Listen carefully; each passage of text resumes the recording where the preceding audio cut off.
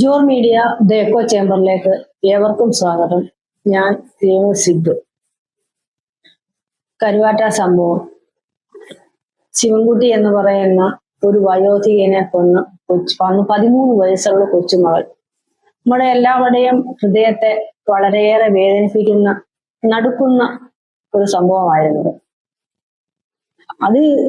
അതിൽ ഓരോ ന്യൂസ് വായിക്കുമ്പോഴും ചിന്തിക്കുമ്പോഴും ഒക്കെ വളരെയധികം വിഷമം തോന്നുന്നു. 13 വയസ്സുള്ള ഒരു അന്തർമുഖയായ കുട്ടി അയൽവക്കക്കാരോടോ വീട്ടുകാരോടോ നാട്ടുകാരോടോ ആരോടും വളരെ അടുപ്പമില്ലാതെ സ്വയം തന്നിലേക്ക് ഉൾവലിഞ്ഞ് ജീവിക്കുന്ന ഒരു 13 വയസ്സുള്ള പെൺകുട്ടി. ഈ ഒറ്റപ്പെടൽ എന്ന് പറയുന്നത് ഒരു മനുഷ്യനെ എവിടെല്ലാം കൊണ്ടെത്തിക്കും എന്നുള്ളതിന്റെ ഉത്തമ ഉദാഹരണമായിട്ടാണ് ഞാൻ ഇതിനെ കാണുന്നത്. കാരണം 13 വയസ്സ് എന്ന് പറയുന്നത് കളിച്ച് നടക്കേണ്ട പ്രായമാണ്. നമ്മുടെയൊക്കെ പ്രായത്തിൽ നമ്മൾ കുട്ടിയും പോലും കളിച്ച് നടക്കുന്ന പ്രായമാണ്. ഈ 13 വയസ്സിൽ ആ കുട്ടിയെ കൊണ്ട് ഇത് ചെയ്യിച്ചതിന് പല കാരണങ്ങളും ഉണ്ടാവാം. നമ്മൾ വലിയ സയന്റിസ്റ്റ് ഒന്നുമല്ല, എന്നാലും ഞാൻ 2 ദിവസമായിട്ട് കുറെ കാര്യങ്ങൾ അതിനെപ്പറ്റി ചിന്തിച്ചു. അവൾക്കൊപ്പം ഉണ്ടായിരുന്ന 3 കുട്ടികൾ, ആ കുട്ടിയും ഈ 13 വയസ്സുള്ള കുട്ടിയും ലഹരി വസ്തുക്കൾ ഉപയോഗിച്ചിരുന്നു എന്ന് പറയുന്നു, വാങ്ങിച്ചിരുന്നു എന്ന് പറയുന്നു. വളരെ ദുഃഖകരമായ ഒരു കാര്യമാണ്. നമ്മൾ ചിന്തിക്കേണ്ട ഒരു കാര്യമുണ്ട്. നമ്മളുടെ ന്യൂ ജനറേഷൻ എങ്ങോട്ടാണ് പോകുന്നത് എന്ന്. ഒരു 13 വയസ്സുള്ള ഒരു കുട്ടി, സത്യത്തിൽ ഇതിന്റെ സംഭവത്തിന്റെ യഥാർത്ഥ രൂപം എന്താണെന്ന് നമുക്ക് എനിക്ക് സത്യത്തിൽ അതിന് പിടിയിട്ടില്ല. കാരണം ഈ കുട്ടി മുത്തച്ഛൻ തന്നെ ഉപദ്രവിക്കാൻ ശ്രമിച്ചു, എന്തുകൊണ്ടാണ് താൻ ആ മുത്തച്ഛനെ കൊന്നു എന്നൊക്കെയാണ് പറയുന്നത്. പക്ഷെ അതെനിക്ക് ശരിയായിട്ട് തോന്നുന്നില്ല. കാരണം അത് രക്ഷപ്പെടാനുള്ള ഒരു മാർഗം മാത്രമായിട്ടാണ് തോന്നുന്നത് പിടിക്കുമ്പോൾ. പക്ഷെ എത്ര വളരെ പ്ലാനിങ് ആയിരുന്നു ഈ കുട്ടിക്ക്. ABC പ്ലാൻ ഒക്കെ ഉണ്ടാക്കി മുത്തച്ഛനെ ഒരു സിനിമ കണ്ട്, സ്പൈഡർ എന്ന സിനിമ കണ്ട് ആ സിനിമയിൽ കൊല്ലുന്നത് പോലെ കൊല്ലണം എന്ന് പറയുന്നു. അതായത് ഒരു കല്ല് പോലെ ആ കുട്ടിയുടെ ഹൃദയം എന്നാണ് എനിക്ക് തോന്നുന്നത്. അവിടെ 13 വയസ്സിന്റെ ലാളിത്യവോ ഒരു കൊച്ചു കുട്ടികളുടെ ഒരു കുട്ടിത്വവും ഒന്നും അല്ല ഉള്ളത്. ഇത് സത്യത്തിൽ ഇന്നത്തെ ജനറേഷനിലെ ഒരൊറ്റപ്പെട്ട സംഭവം എന്ന് നമ്മൾക്ക് തോന്നും. പക്ഷെ ഇത് ഇന്നത്തെ ജനറേഷനെ വളരെയധികം ബാധിച്ചുകൊണ്ടിരിക്കുന്ന ഒരു വിഷയമായിട്ടാണ് എനിക്ക് തോന്നിയിട്ടുള്ളത്. ഈ ഒരു സംഭവത്തെ അടിസ്ഥാനമാക്കി ഒരു റിട്ടയർഡ് SP ആണെന്ന് തോന്നുന്നു, ജോർജ് എന്ന് പറഞ്ഞൊരു സാറ് സംസാരിക്കുകയുണ്ടായി. അദ്ദേഹം പറഞ്ഞ ഒരു വിഷയം ഞാൻ നിങ്ങൾക്ക് വേണ്ടി ഷെയർ ചെയ്യാം. ചിലത് കണ്ടിട്ടുണ്ടാവും. അതായത് ഇങ്ങനെയുള്ള സംഭവം ഒറ്റപ്പെട്ട സംഭവം ആവില്ല, ഇനിയും ഇത് ആവർത്തിക്കപ്പെടും എന്നാണ് പറയുന്നത്. അദ്ദേഹം പറയുന്നത് അതിനൊരു പ്രധാന കാരണമായി അദ്ദേഹം പറയുന്നത് മൊബൈലിന്റെ ദുരുപയോഗമാണ്.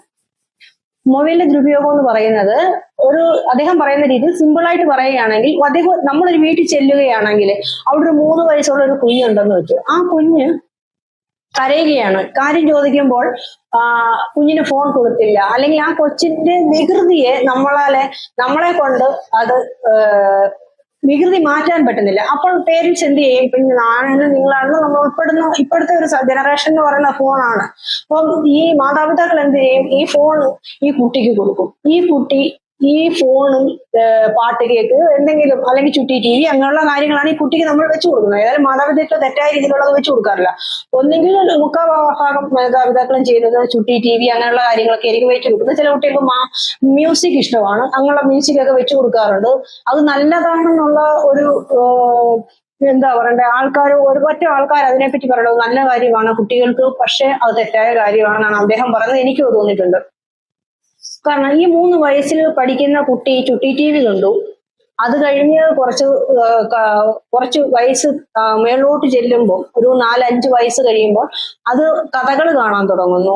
ഇച്ചിരി മുതിർന്ന കഥകൾ കാണാൻ തുടങ്ങുന്നു. അത് ഇച്ചിരി കഴിയുമ്പോഴത്തേക്കും ആ കുട്ടി സിനിമ അങ്ങനെ പോവുകയാണ്. ഈ കുട്ടികൾ പോകുന്നതിനനുസരിച്ച് അവർക്ക് ഒരു തേടലുണ്ടാവും.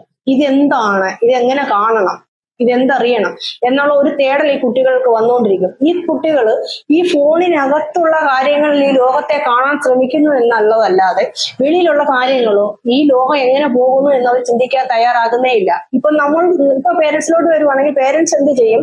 ശരി, കുട്ടി നമ്മളെ ഡിസ്റ്റർബ് ചെയ്യുന്നില്ലല്ലോ, ഫോണിൽ നോക്കുമ്പോൾ നല്ല കാര്യങ്ങളായിരിക്കും കാണുന്നത്, നമ്മൾ നല്ല കാര്യങ്ങൾ കാണുന്നുണ്ടല്ലോ എന്ന് കരുതും. ഈ ഒരു 13 വയസ്സ് കഴിയുമ്പോഴത്തേക്കും ഈ കുട്ടികൾ എന്ത് ചെയ്യാൻ തുടങ്ങുമെന്നാൽ വേറെ വെബ്സൈറ്റുകളിൽ കയറാൻ തുടങ്ങും.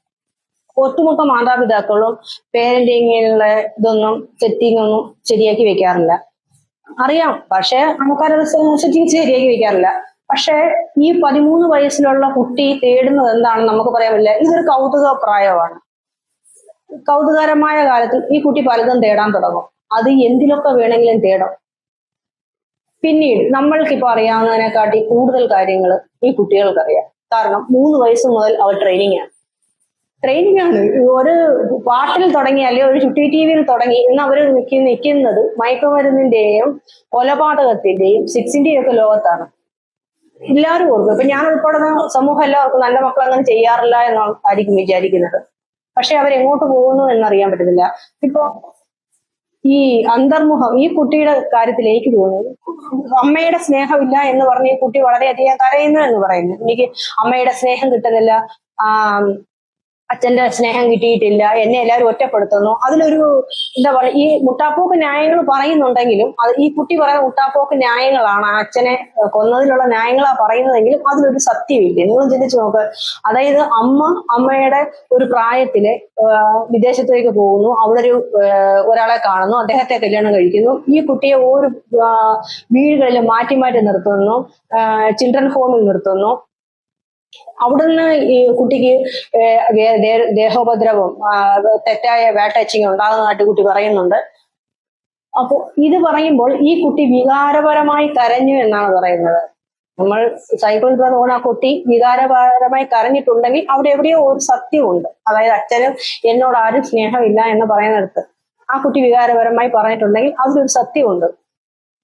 ഇതിൽ അയൽവക്കത്തുള്ളവർ പോലും, ഇവിടെയാണ് നമ്മൾ സത്യം പറഞ്ഞാൽ അയൽവക്കത്തുകാരുടെ പണ്ടത്തെ നമ്മുടെ അയൽവക്കത്തുകാരൊക്കെ ബന്ധത്തെ പറ്റി മനസ്സിലാക്കേണ്ടത്. പണ്ടൊക്കെ നമ്മളെ ഇപ്പൊ എന്റെ വീട്ടിൽ എന്ത് ആഹാരം ഉണ്ടാക്കുന്നത് പോലെ അയൽവക്കത്തുള്ളവർക്ക് അറിയാമായിരുന്നു. അവര് കൊച്ചുകുട്ടികളെ പോലും എന്താ പറയുക, പണ്ട് CCTV ക്യാമറ ആവശ്യമില്ല എന്ന് പറഞ്ഞ പോലെ നമ്മൾ കുട്ടികളെ ഒക്കെ അവര് വാച്ച് ചെയ്തുകൊണ്ടിരിക്കും. ഇപ്പുറത്തെ വീട്ടുകാരും അപ്പുറത്തെ വീട്ടുകാരും അങ്ങോട്ടും ഇങ്ങോട്ടും വാച്ച് ചെയ്തുകൊണ്ടിരിക്കാറുണ്ട്. അപ്പോ ഇന്നത്തെ കാലത്ത് ആരും അതിന് ഈ കുട്ടി എന്നല്ല, ഏത് കുട്ടിയാണ് ഒരു അന്തർമോഹം ആണെന്ന് തോന്നിയാലും മറ്റുള്ള പേരൻസ് അത് ശ്രദ്ധിക്കാറില്ല. അവര് അവരുടേതായ ലോകത്താണ്, അവരുടെ കുട്ടികളുടെ കാര്യം നോക്കണം. ഇതൊക്കെയാണ് ഇന്നത്തെ ഒരു ജനറേഷൻ.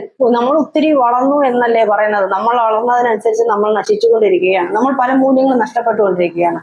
അത് മനസ്സിലാകാതെ. ഇനി വേറൊരു കാര്യം പറയാം. ഈ ന്യൂ ജനറേഷൻ എന്ന് പറയുന്നത് നമ്മൾ സോഷ്യൽ മീഡിയയിൽ കാണാം. അടുത്തിടെ ഞാനൊരു ഇത് വായിച്ചായിരുന്നു, ഒരു പോസ്റ്റാണ്. മെൻഷർ കപ്പ് അമ്മ 3 വയസ്സുള്ള കുട്ടിക്ക് കാണിച്ചു കൊടുത്തെന്ന്. അതിൽ കാണുന്ന രക്തം കണ്ടിട്ട് മോൻ ചോദിച്ചെന്ന് എന്താണ് ഇതെന്ന് ചോദിക്കുമ്പോൾ ഒരു അമ്മയ്ക്ക് ശരീരത്തിൽ എന്ത് സംഭവിക്കുന്നു എന്നുള്ളത് ആ കുട്ടിയോട് പറഞ്ഞ് മനസ്സിലാക്കി കൊടുത്തു എന്ന് പറഞ്ഞു ഒരു ഗീർവാണം ഒക്കെ മുടക്കിയിട്ട് ഒരു സ്ത്രീ ഒരു പോസ്റ്റ് ഇട്ടിരുന്നു. അതിനെ 99% ആൾക്കാരും അനുകൂലിക്കുകയാണ് ചെയ്തത്. അതിനകത്ത് ഞാൻ കണ്ടല്ലാത്ത ഒരു ചേട്ടൻ മാത്രമാണ് ചോദിച്ചത്, നിങ്ങൾ എന്ത്, ചേട്ടൻ കറക്റ്റായിട്ട് ചോദിച്ചത്, നിങ്ങൾ എന്ത് സ്ത്രീയാണ്? അതായത് 3 വയസ്സുള്ള കുട്ടിക്ക് അമ്മയുടെ ശരീരത്തിൽ നിന്ന് വരുന്ന രക്തം കാണുമ്പോൾ ഉണ്ടാകുന്ന ഒരു മാനസികാവസ്ഥ എന്തായിരിക്കും, അതിനെപ്പറ്റി എന്താ ചിന്തിക്കാൻ? ഞാൻ ഈ പറയുന്ന 99 പേരും ചേർന്ന് ആ ചേട്ടനെ ഉപദ്രവിക്കാൻ ഇരിക്കുകയാണ്. ആ ചേട്ടനോട് വാക്കുവാദത്തിനാണ് ചെന്നത്. ഞങ്ങൾ ന്യൂ ജനറേഷൻ ആണ്, അതായത് ഇപ്പൊ നടക്കുന്ന ഒരു വിഷയത്തെ പറ്റി ഞാൻ പറയുവാണ്, ഈ കുട്ടിയുടെ കാര്യത്തിൽ അല്ല പറയുന്നത്. ഞങ്ങൾ വലിയ ന്യൂ ജനറേഷൻ ആൾക്കാരാണ്, മാതാപിതാക്കള്. ഒരു 18-19 വയസ്സുള്ള കുട്ടി ഒരു ന്യൂജൻ കുട്ടി എന്ത് ചെയ്യുന്നു അത് ഞങ്ങളും ചെയ്തിട്ട്, ഞങ്ങൾ പേരൻസും ചെയ്തിട്ട് ഞങ്ങൾ ഒരു ന്യൂജൻ ആണ്, ഞങ്ങൾക്കും പറ്റും. അതായത് ഈ ഒരു കാലഘട്ടം ഉണ്ടല്ലോ, ആ കാലഘട്ടത്തിനെ സമപ്പെടുത്താൻ നോക്കുകയാണ്.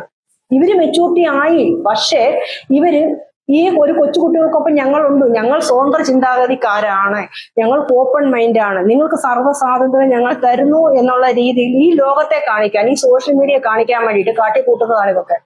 പക്ഷെ ഇതിലൊരു പ്രശ്നം ഉണ്ടാകാൻ, ഇത് കിട്ടാത്ത ഒരു കുട്ടി ഉണ്ടാവും. ആ കുട്ടിക്ക് വേദന ഉണ്ടാവത്തില്ലേ? ആ കുട്ടിയെ അവരുടെ വീട്ടിൽ റൂൾസ് എന്ന് വെച്ചാൽ അടച്ചു വെക്കുകയോ ഒന്നും അല്ല ചെയ്യേണ്ട കാര്യം. അതായത് ഒരു കുട്ടിക്ക് എന്തൊക്കെ ചെയ്യണമോ, എന്തൊക്കെ ചിന്തിക്കണമോ, എന്തൊക്കെ പ്രവർത്തിക്കണമോ അതൊക്കെ ചെയ്ത് കറക്റ്റായ ഒരു കൺട്രോളിങ്ങിൽ കൊണ്ടുപോകുന്ന പേരന്റ് ഉണ്ടാവും. ആ പേരന്റിനെ ഒറ്റപ്പെടുത്തി ഇതാണ് ലോകം എന്ന് കാണിച്ചു കൊടുക്കുകയാണ് ചെയ്യുന്നത്. അപ്പം ആ കുട്ടി എന്ത് ചെയ്യും? ഈ ഒരു ലോകത്തിലേക്ക് വരാൻ തിടുക്കപ്പെട്ടുകൊണ്ടേയിരിക്കും. ഈ ഓപ്പൺ മൈൻഡുള്ള ഈ വിശാലമായ ലോകത്തിലേക്ക് എന്ത് ചെയ്യാനും പറ്റുന്ന ഒരു ലോകത്തിലേക്ക് വരാൻ ശ്രമിക്കും. അപ്പോൾ നല്ല പേരന്റിങ് ഉള്ള മാതാപിതാക്കൾ, നല്ല പേരന്റിങ്ങിൽ കൊടുക്കുന്ന കുട്ടികളും ഈ വേറെ വ്യത്യസ്തമായ ചിന്തകളിലേക്ക് പോകും എന്നുള്ളതാണ്. ഇത് പറയുമ്പോൾ ചിലപ്പോൾ ആർക്കും ഇഷ്ടപ്പെടത്തില്ല. മൂമറ മംഗിൽ എന്നൊക്കെ പറയുന്ന കണക്ക് ഈ അമ്മച്ചി എന്താണ് പറയുന്നതൊക്കെ നിങ്ങൾക്ക് തോന്നുമായിരിക്കും. പക്ഷെ ചിന്തിച്ചു നോക്കും, ഈ കുട്ടിക്ക് ആരെങ്കിലും ഒരു നല്ല പേരന്റിങ് കിട്ടിയിരുന്നെങ്കിൽ ഈ കുട്ടി ഇങ്ങനെ പോകുമായിരുന്നു. ഇപ്പം ഒരു ചോദ്യം പലരും പല വീഡിയോയിലും ചോദിച്ചൊരു ചോദ്യമുണ്ട്. ഈ കുട്ടി വല്യപ്പനെ കൊന്നു, 4.5 പവന്റെ സ്വർണം എടുത്തു, ഈ കുട്ടി ഇതെല്ലാം ചെയ്തു, അപ്പൊ അവൾ പെരുങ്കള്ളിയല്ലേ, കൊലപാതകയല്ലേ? അവൾ കൊലപാതകി തന്നെയാണ്. ഇത്രയും വലിയൊരു ക്രൂക്കഡ് മൈൻഡായിട്ട് അവൾ അത് ചെയ്തു. പക്ഷെ അവൾ ജനിച്ചത് കൊലപാതകയായിട്ടല്ല. അവളെ ഈ സമൂഹവും ഈ മാതാപിതാക്കളും എല്ലാവരും ചേർന്നാണ് അവളെ ഇങ്ങനത്തെ ഒരു രീതിയിലാക്കിയത്. ജനിച്ചുടനെ ഞാനിങ്ങനെ ഒരു അപ്പൊ ഈ കുട്ടി ഇത്രയും വിശാലമായി ചിന്തിച്ച് ഇത്രയും പ്ലാനിങ് ആയിട്ട് ഒരു മദർ ചെയ്യണമെന്നുണ്ടെങ്കിൽ ആ കുട്ടിക്ക് എന്തെല്ലാം ആവശ്യങ്ങൾ ഉണ്ടായിരുന്നിരിക്കാം.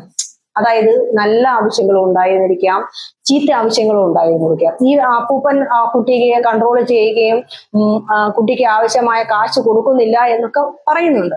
അതൊക്കെ സത്യമായിരിക്കും. എല്ലായിടത്തും നമ്മുടെയൊക്കെ വീട്ടിലുമൊക്കെ അപ്പൂപ്പന്മാരൊക്കെ അങ്ങനെ ചെയ്യാറുണ്ട്.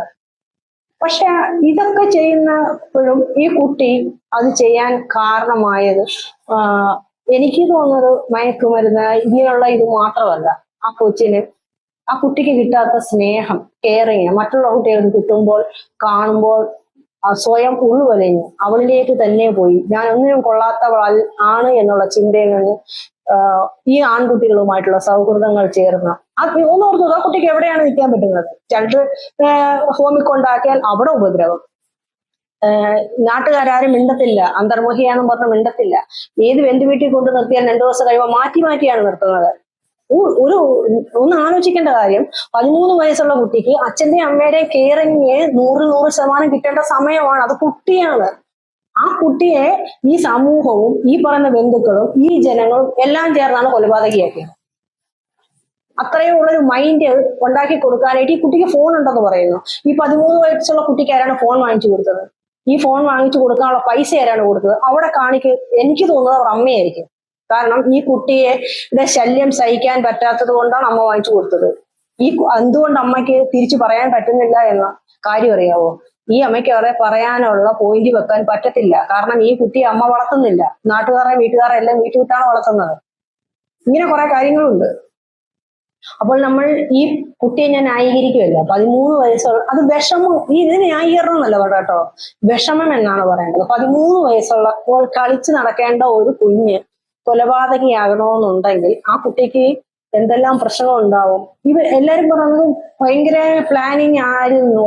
ആ പ്ലാനിങ് ഒക്കെ ചെയ്യാനായിട്ടൊരു കാരണം വേണ്ടേ? ഈ 3.5 പവൻ വിറ്റ് ബൈക്ക് കൊടുക്കാം, ഫോൺ വാങ്ങിക്കാം എന്നൊക്കെ പറയുന്ന ഒരു വിശാലമായ ലോകം ആ കുട്ടി സ്വപ്നം കണ്ടിരിക്കുകയാണ്. വേറൊരു രീതിയിലുള്ള ഒരു ജീവിതം, അടിച്ചു പൊളിച്ചുള്ള ജീവിതം. എന്തുകൊണ്ടാ? ഈ വീട്ടിൽ സ്നേഹം കിട്ടുന്നില്ല. ആ കുട്ടിക്ക് വേണ്ടുന്ന കാര്യങ്ങൾ ആരും ചെയ്തു കൊടുക്കാനില്ല. അപ്പൊ അതിൻ്റെതായ രീതിയിൽ തോന്നിയ വഴി നടന്നു. ഇവര് തോന്നിയ വഴി തെളിച്ചു വിട്ടു. ഇതിങ്ങനെ വന്ന് നിന്നു. ഇതില് വേറൊരു റിപ്പോർട്ട് ഞാൻ വായിച്ചായിരുന്നു. നമ്മുടെ ചിൽഡ്രൻ ഹെൽപ്പ് ലൈനിന്റെ അനാസ്ഥ. കാരണം ഈ കുട്ടിയുടെ കേസൊക്കെ മുന്നേ റിപ്പോർട്ട് ചെയ്തിട്ടുണ്ടെന്നൊക്കെയാണ് പറയുന്നത്. അപ്പോൾ എന്തുകൊണ്ടാണ് ഇത്തരം കുട്ടികളെ നമ്മൾ ഈ ചിൽഡ്രൻ ഹെൽപ്പ് ലൈൻ എന്തുകൊണ്ടാണ്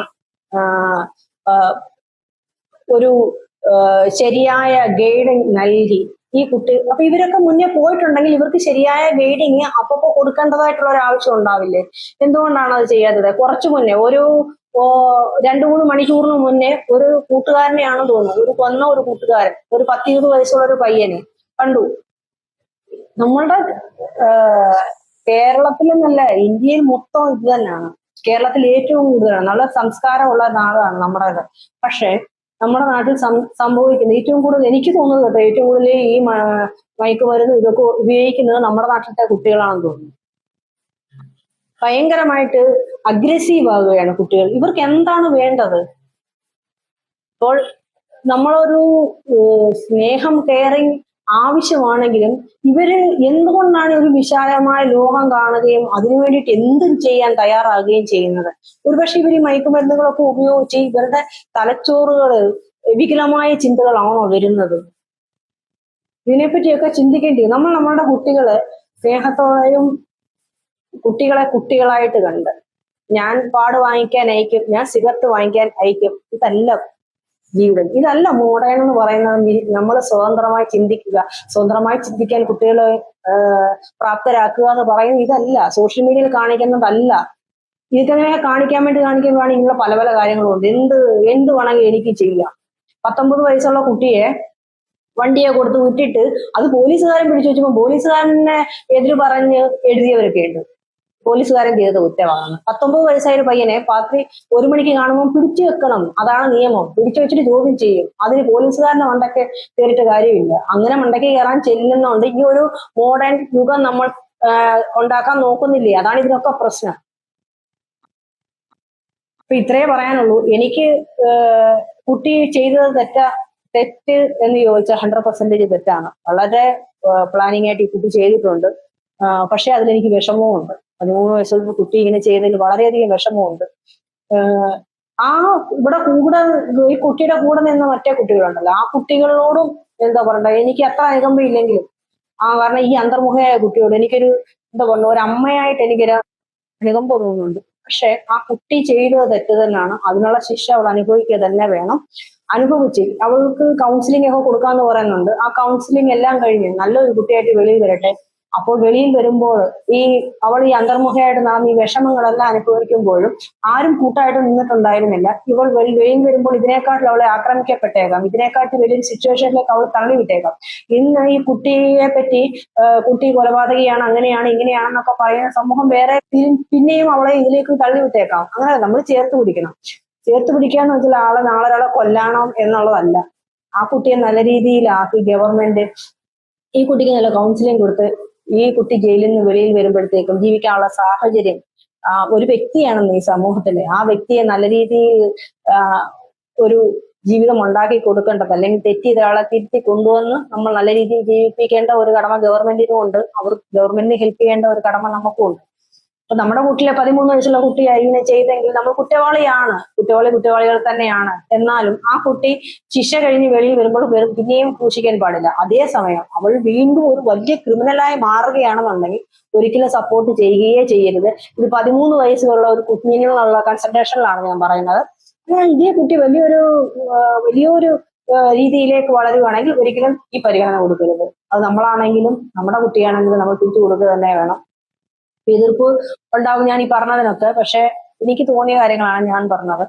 നിങ്ങൾക്ക് നിങ്ങളുടെ കമന്റുകൾ രേഖപ്പെടുത്താം. മരിച്ചുപോയ അച്ഛന് ആദരാഞ്ജലികൾ നേരുന്നു.